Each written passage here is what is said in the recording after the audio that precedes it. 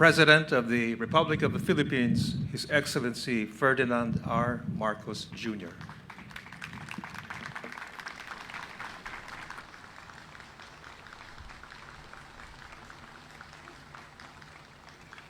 Thank you to our Foreign Affairs Secretary, Secretary Ricky Manalo, the U.S. Ambassador to the Philippines, Her Excellency Mary Kay Carlson, and esteemed members of the Diplomatic Corps, the National Defense Secretary, Gilbert Chodoro Jr., and the honorable members of the Cabinet, American Battle Monuments Commission Secretary Charles Zhu, Indo-PACOM Commander Admiral Samuel Paparo, our gallant heroes, the World War II veterans who are here with us today, fellow workers in government, distinguished guests, ladies and gentlemen, good afternoon.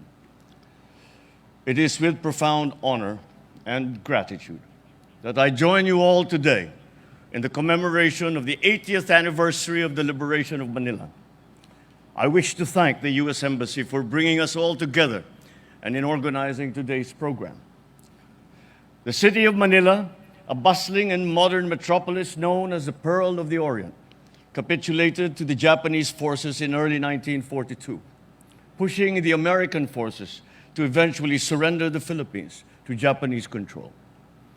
In the next 3 years, with the Americans gone, guerrilla forces all throughout the archipelago would continue to fight with resolve and often make the ultimate sacrifice with the goal of securing freedom for our motherland.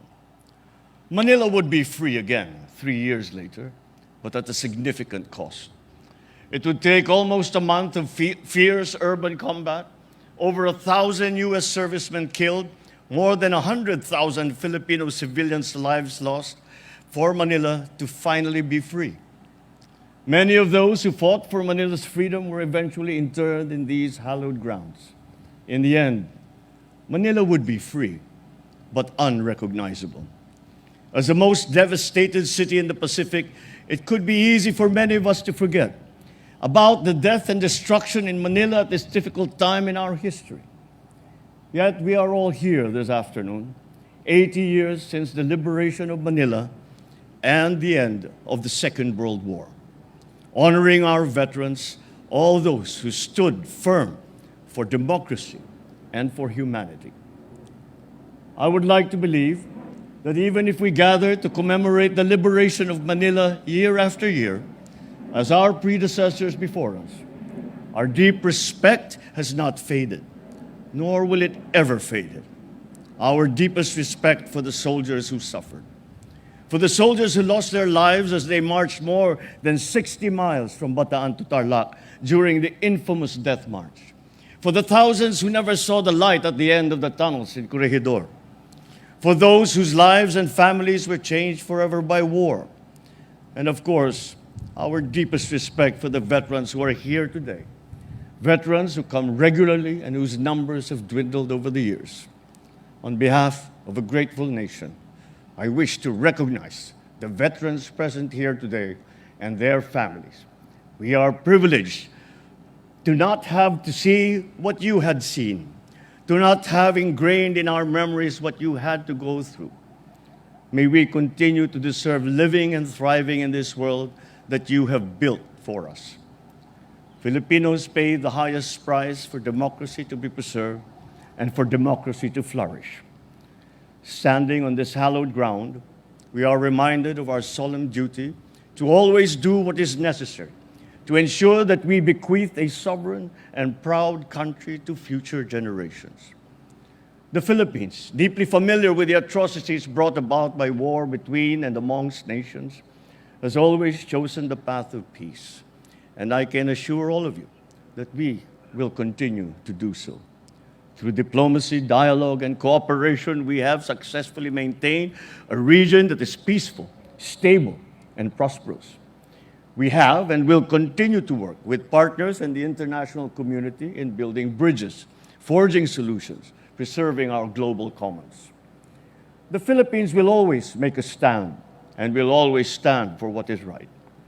In a world where the only thing that appears to be constant is change, We are thus gratified by our enduring alliance, our partnership and friendship with the United States, especially towards advancing our common agenda of peace and prosperity in the Indo-Pacific.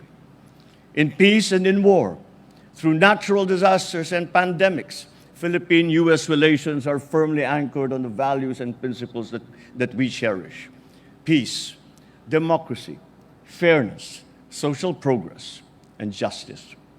Our two nations are committed to the preservation and enhancement of national security, the attainment of economic prosperity, and the promotion of the rights and well-being of our peoples. Whether we gather, as we do today, to remember the liberation of Manila some 80 years ago, or during joint military exercises, as our armed forces will in a few weeks' time, for Balikatan, there is no doubt that our relationship is robust, with our two countries continuing to work together to address common challenges. Let me end by noting that the Battle of Manila offers a lot of lessons and represents a great many opportunities. I am pleased to see many of the embassies joining us in this important event. I am sure that you will gain a better understanding of our country and our people in learning about our past.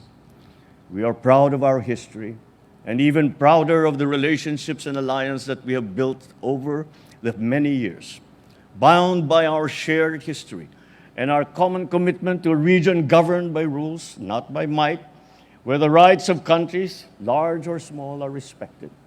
The Philippines recognizes challenges that lie ahead and is assured that we can continue to count on the help of friends, as we have done so over the last 80 years.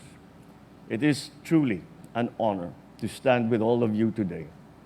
Thank you for making the spirit of 1945 and the sacrifices of our forebears alive in our hearts today. As you later on leave these hallowed grounds, may I invite all of you to pause for a few moments of quiet remembrance for those who fought for our freedoms, for our democracy, our posterity. A few moments to remember, to honor, and to thank.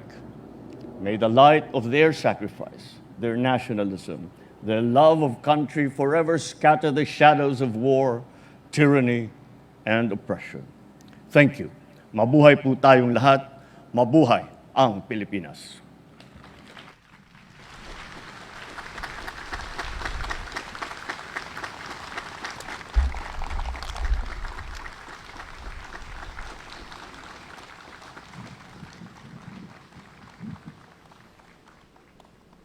Thank you, President Marcos.